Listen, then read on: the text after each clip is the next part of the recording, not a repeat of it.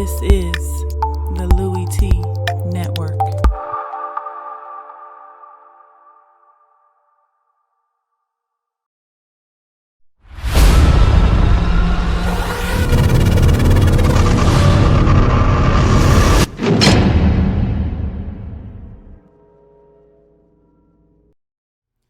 Who else could it be? Me, Dormant. Louie T, welcome. You are here on lockdown coverage. Wall-to-wall coverage of the National Football League. Covering this league like a blanket. Of course, I'm your man, Louie T. Thank you for joining me on the program. Here to talk New York Jets at home versus the Cincinnati Bengals in week 1 of the National Football League 2016 regular season.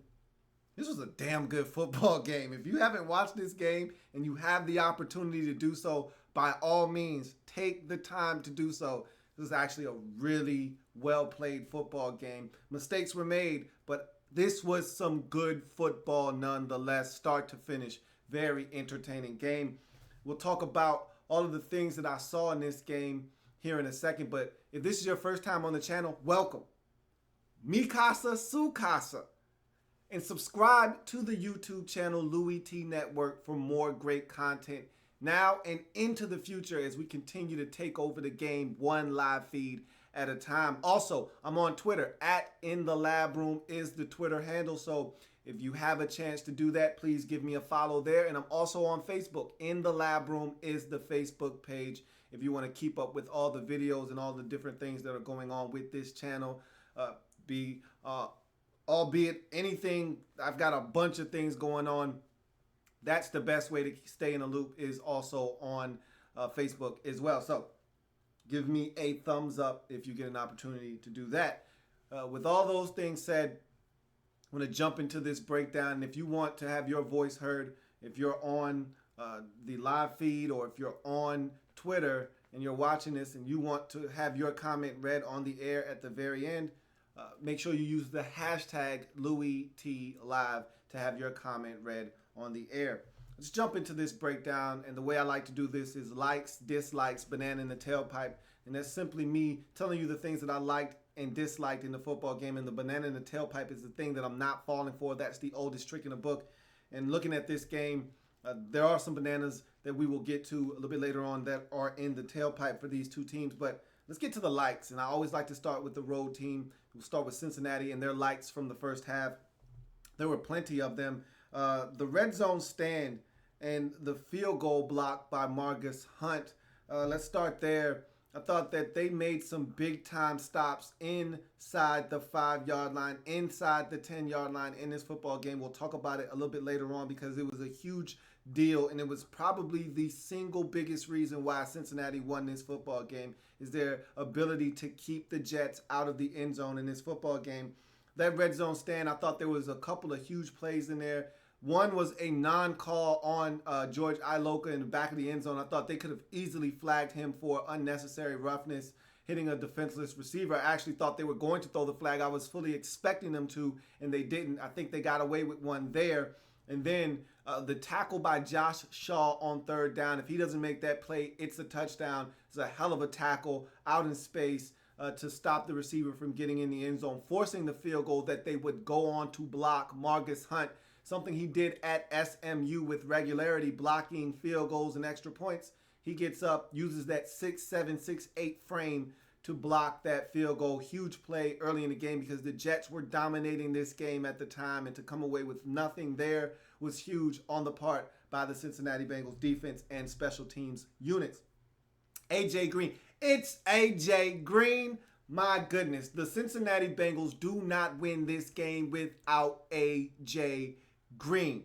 A.J. Green was a freak of nature in this football game, and boy, did he work Darrelle Revis over in this game, or what. Tore Darrelle a new asshole, and sometimes you just I don't want to go out too far on the limb and have the branch break and say that Darrelle is getting up there in age and is starting to show, because there were some plays where you just say, God damn, A.J., man, that's a hell of a play, bro. Don't nobody else catch that. There's one diving one-hand stab where Darrelle Revis is all over. I mean, he is draped over. He might as well have been A.J. Green's jersey on the play.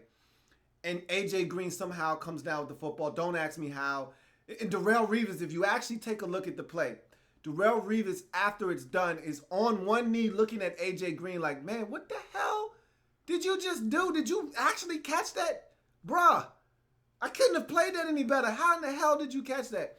That it was just A.J. Green. He was on a tear. And for 12 for 180, could have easily been 200. There's a screen pass that they throw him that is perfectly blocked, and AJ somehow gets out of sorts as he gets to the outside and isn't able to keep his balance in bounds. If he's able to tightrope the sideline there, which he should have been, and he was killing himself when he ran out of bounds, that's probably like a 73-yard touchdown. So he easily could have had 250 yards receiving in this game. It was a beautiful game by A.J. Green. And again, without his contribution, there is no W here for the Cincinnati Bengals. He was tremendous in this game and quickly reminded everybody, because again, I think sometimes when we start having a conversation for best receivers in the league, he gets pushed down the list a little bit to 4 or 5 or 6. And I don't think there are 4 or 5 receivers better than A.J. Green in this league. I mean, he's not flashy. He's not boisterous. He's not one of these guys that goes out here and is me, I. But I'm telling you right now, this guy quietly gets it done. He's an assassin, and you saw it in his football game, and he killed Darrelle Revis. Getting the field goal before the half, to me, was huge for Cincinnati. Running on the team with no timeouts left, that was huge. Look, they won this game by 1 point, okay? So anytime you get an opportunity to get a field goal before halftime with no timeouts, where you got to run your unit out there in less than 15 seconds, get them set up without having a penalty and kick it through the uprights, that's big, okay? They easily could have squandered an opportunity to get points in this game. They didn't. They got the points. They got them before the half, and even had the opportunity, had they so choose, to go for a touchdown, because there was a penalty on the Jets, which would have given them an untimed down and had an opportunity. They were inside the 5-yard line. If they really wanted to go for the jugular there, they could have, but it was no need. This was going to be a tough game. They understood what was in front of them. Take the points. They did that. I thought that was huge on the part of Cincinnati to get that field goal right before the half. C.J. Uzomah and Brandon LaFell, I thought both were on my likes list in the first half, and really for this entire game. Especially LaFell. He made some plays in the second half as well, but Uzomah was huge in the first half. Had a big 43-yard, 53-yard catch over the middle of the field on a seam route. Beautifully done by both him and Andy Dalton.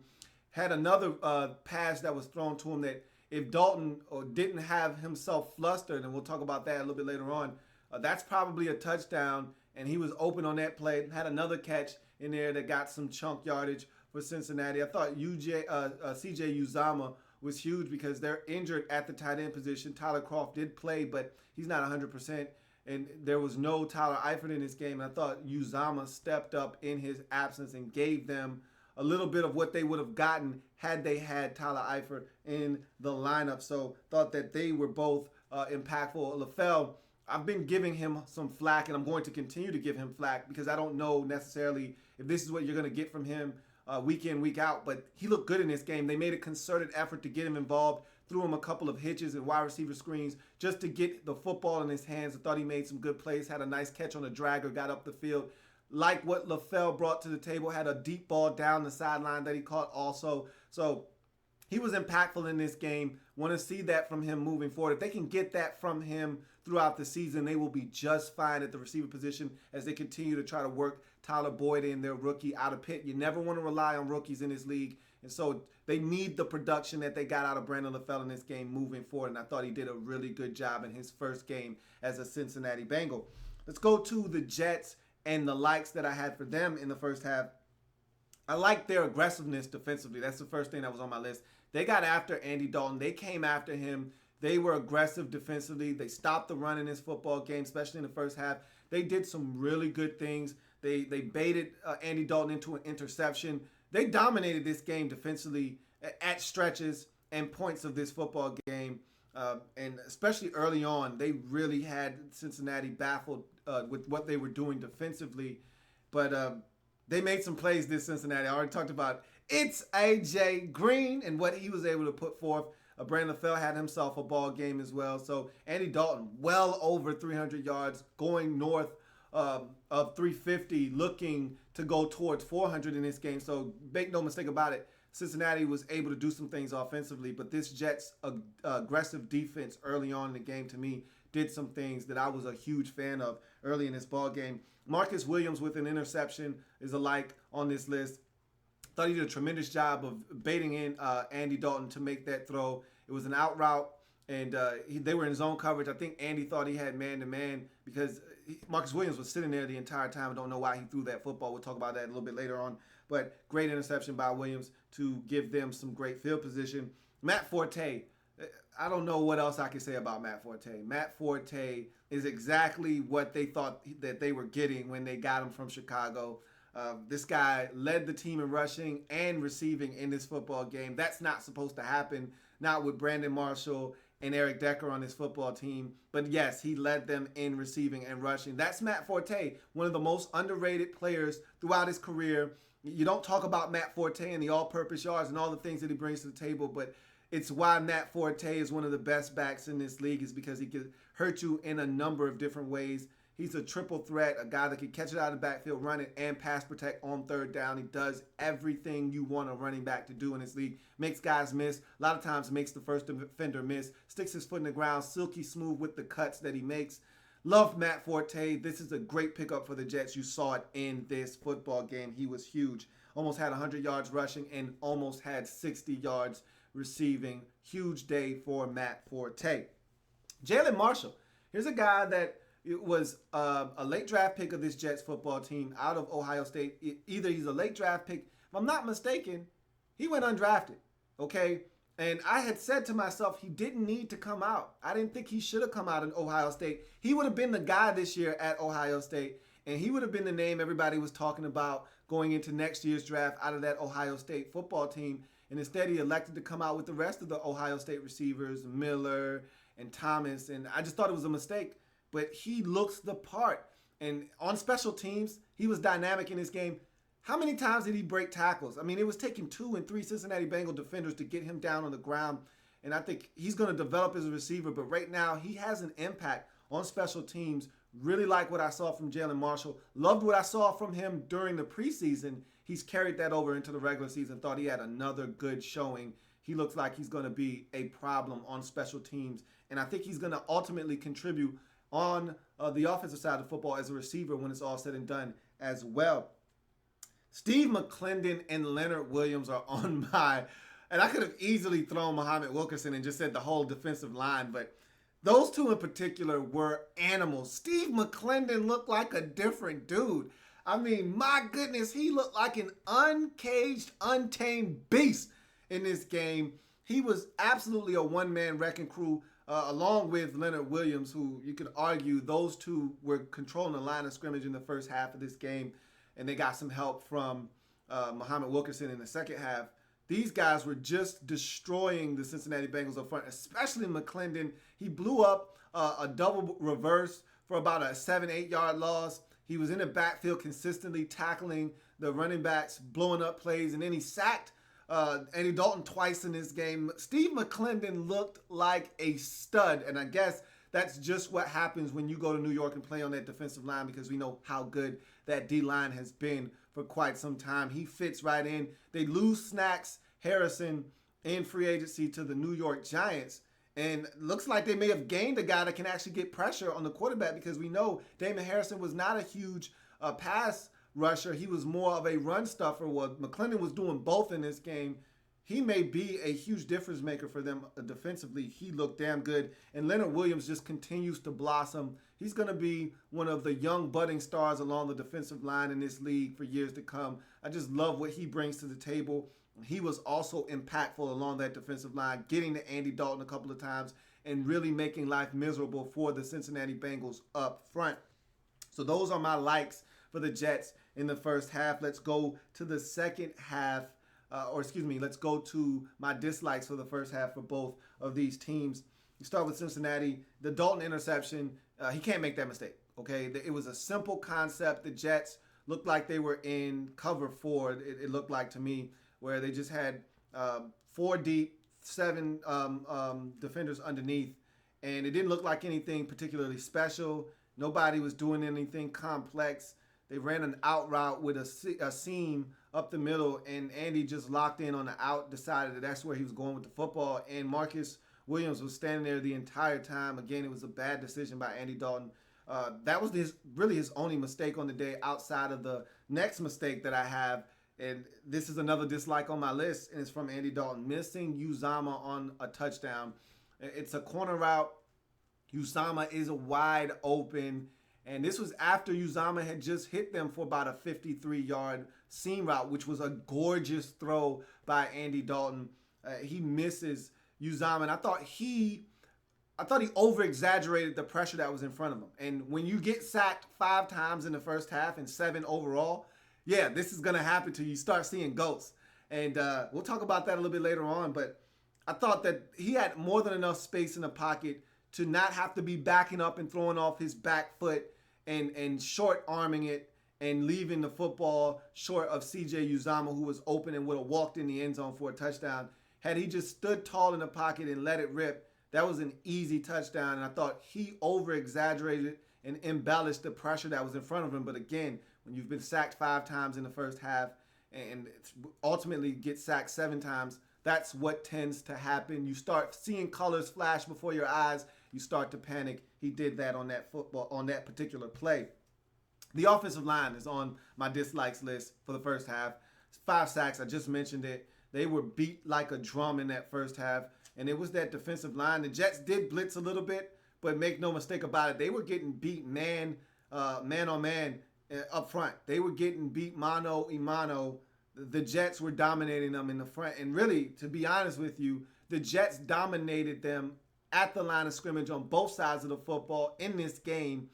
And if you ask me, the Jets actually outplayed Cincinnati in the trenches in this football game and probably should have won this game when it's all said and done. We'll talk about that a little bit later on. But the offensive line, they were abused in this first half of this game. And really, overall, they were abused for 7 sacks on Andy Dalton.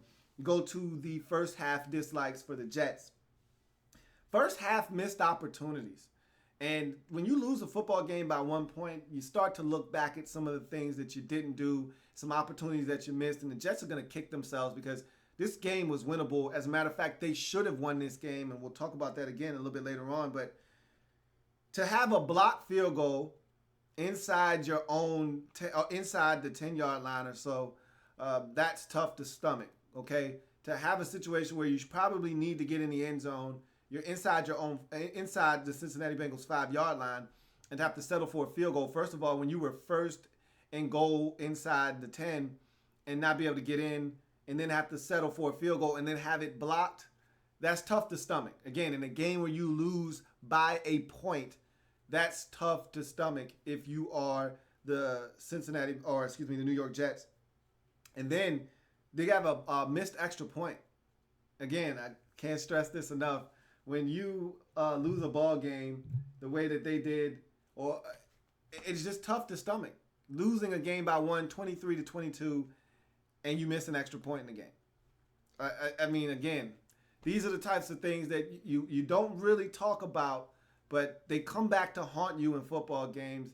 And Nick Folk has never missed an extra point, or at least not as a Jet, and he did in this ball game, and it cost them. They lose by a point. I mean, what more can you say about that? And that was my last first half dislike for the Jets, because I thought they played a really good first half, but they didn't have a lot to show for it because of the missed opportunities in this football game. And we'll talk about more missed opportunities for the Jets a little bit later on in this breakdown. But let's get to the likes for the second half, and we'll go back to Cincinnati for this. Andy Dalton. Got to talk about how good Andy Dalton was in this game. 23 of 30, 366 yards and a touch. Did have the one interception that I talked about to Marcus Williams in the first half, but make no mistake about it, for as battered and bruised as he was in this game, he took some shots. They got after him. I told you they sacked him 7 times in this game. Andy Dalton stood tall, okay? Only 7 incompletions, hit the deep ball consistently, hit one to A.J. Green for a touchdown, hit another one to LaFell, hit one to Uzama over the middle of the field. He made big plays when opportunities presented themselves outside of the one miss to C.J. Uzama. I thought that Andy Dalton was razor sharp here on the road against a very aggressive Jets defense. And to get sacked 7 times, stare down the gun barrel, and make the plays that he made in this football game, credit must be given to the Red Rifle for his performance against the Jets in this football game. Red zone defense. The defense that the Cincinnati Bengals played in this game was the single biggest reason they won this football game. Like I said, if they give up one of those red zone trips as a touchdown that they forced them to kick field goals on, they lose this football game. Their red zone defense was phenomenal, and the reason they won this game. The Jets had 4 trips inside the 10-yard line, 3 of them inside the 5, and had to settle for 3 field goals in this football game. They only scored 1 time in the red zone, did the Jets in this game. Credit that Cincinnati Bengals defense, because this is a Jets football team that last year was phenomenal in the red zone. They hit Marshall, they hit Decker, they ran the football, they did all the things you do to win games in the red zone. Weren't able to do that in this game. And so give some credit to the Cincinnati Bengals red zone defense. They bent in this game, but they never broke, and that's why they were able to get away and get out of New York and escape, or New Jersey, with a W. Let's go to the Jets and their second half likes. Only have one. It's the ground game. They ran the football. There was a possession late third quarter that bled into the fourth quarter where it was nothing but the ground game for about a good 70 yards that got them all the way inside the 5. The inability to punch the football in haunted them again, but they gutted the Cincinnati Bengals. And I told you, they won in the trenches. They beat the Cincinnati Bengals at the line of scrimmage on both sides of the football. This possession to me was the epitome of what they did to them on the ground on this day. Matt Forte, Bilal Powell, and even Fitzpatrick got in on this particular possession, gutted Cincinnati, but when it mattered the most, Cincinnati stood tall and strong at the goal line, forced them to kick a field goal, but the ground game was impactful in the second half for the New York Jets. Let's go to my dislikes in the second half. Missed interception by Sean Williams. Got to come up with that one. And I understand it was tipped at the line of scrimmage and it came out like a punt end over end. Sean Williams still has to come away with that football. Can't drop interceptions. When you get opportunities to flip field position, give your offense an easy scoring opportunity, you got to take it. If he would have caught that, there were blockers around him. Not sure that he doesn't make something seriously happen with that interception if he's able to corral it, but he didn't. Got to make sure you take advantage of those type of opportunities if you're Sean Williams. And Nugent misses a field goal. I'm not a Mike Nugent fan, okay? Jets fans can tell you about him. They let him go because they weren't huge on him either. I'm not a Mike Nugent guy. Seems like, much like everything else in Cincinnati, they don't like to change, and he's not going to go anywhere. I think they can upgrade at the field goal kicking position, though. But when it was on the line, I will say this. He knocked it home from about 47 yards right down the middle, what ultimately turned out to be the game winner. So I give him flack all the time because I think he's an inconsistent kicker. I remember the miss against Carolina in overtime to force that game to be a tie. I remember the missed field goals by Nugent. I don't know if Cincinnati does, but I do. I don't trust him, but he got it done at the end of this game. But he missed a field goal that easily could have cost Cincinnati in this ball game. And it was not a close field goal, but he had the distance, just didn't have the accuracy. Let's go to the dislike for the Jets in the second half. The inability to convert in the red zone. I talked about the single biggest reason why Cincinnati won this game, and that was their red zone defense. Well, that's why the Jets lost this football game. Their inability to score in the red zone. They were 1 of 4 in the red zone, and a lot of these were inside the 5-yard line where they couldn't get in the end zone. Again, credit Cincinnati and their defense, but some of that is also a lack of execution on the part of the Jets. Bad play calling, call it what you want. If I've got Brandon Marshall and Eric Decker on my football team and I'm inside the 5-yard line, I'm running a fade, I'm running some kind of route where I'm just going to throw it up to Brandon Marshall and say, go get the football. That's what they did last year. And they didn't do it in this game. Why? Don't ask me. I don't know. Stop asking. I don't have the answers for you. But I thought their lack of execution inside the 5-yard line cost them this ball game. I mean, one possession, the one that I talked about where they gutted Cincinnati all the way down the field, Ryan Fitzpatrick literally gets tackled on first down at the goal line. And they can't get in. They stopped Matt Forte on second down. They tried to throw it on third down. They didn't get in. Had to settle for a field goal. And to have one of those blocked, to only score one touchdown when you get inside the red zone, and like I said, 3 of the 4 possessions that ended and resulted in field goals, they were inside the 5 and they couldn't get in. So that's where this game was won. Or in the case of the Jets, where it was lost. The inability to convert in the red zone and put touchdowns on the scoreboards instead of field goals. You know my mantra, you know my motto. Field goals don't win games, touchdowns do. And the Jets' inability to score touchdowns and have to settle for field goals cost them this ball game. And then my final dislike for the Jets in this game is Ryan Fitzpatrick's final possession. It's a quick reminder of who he is as a quarterback and why you won't win this season. Because Ryan Fitzpatrick is your quarterback until you upgrade that position. And I know you got 4 quarterbacks on your roster, so obviously someone of those quarterbacks is going to be the guy moving forward. And that's why you had to have him back, because he gives you the best chance now.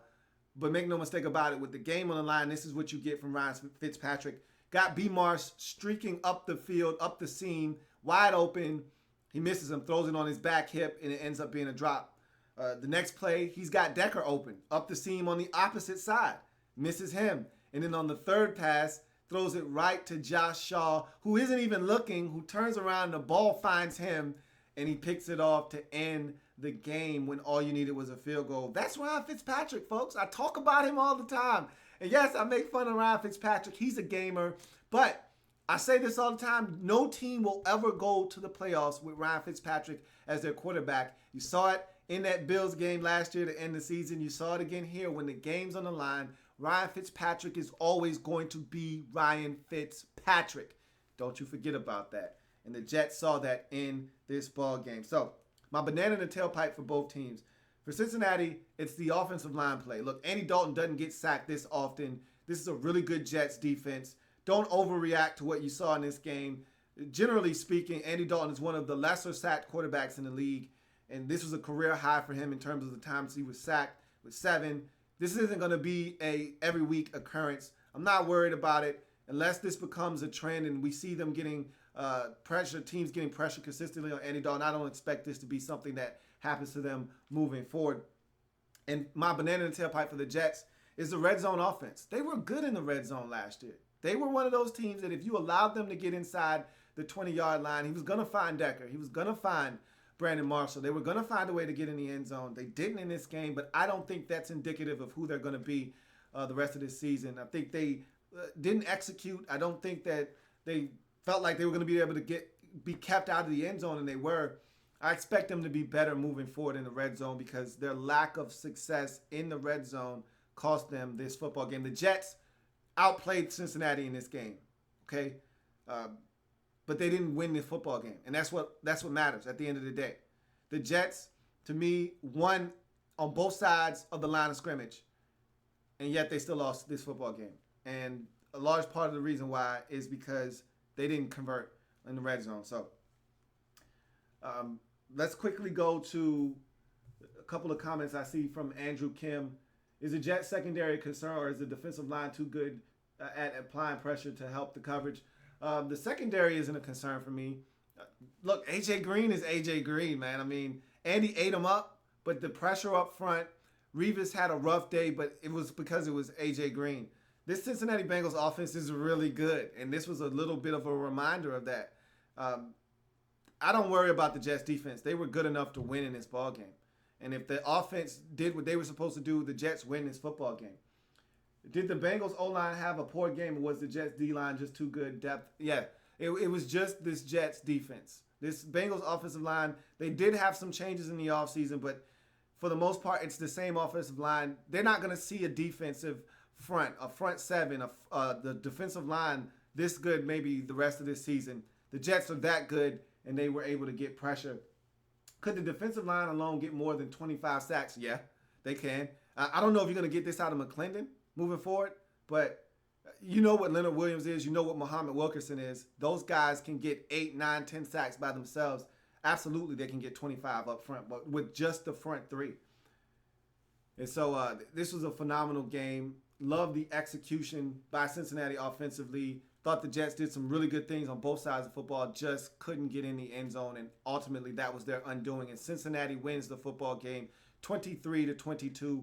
Go to 1-0 on the season. Jets drop to 0-1 on the season. That's going to do it for me here on lockdown coverage. If it happens in the National Football League, whether big or small, we cover it all here in the lab. Come back and join me as I continue to break down anything and everything in the National Football League. Remember, we're changing the game one live feed at a time. I will see you a little bit later on as we continue to run through the entire slate of games in week 1 in the National Football League.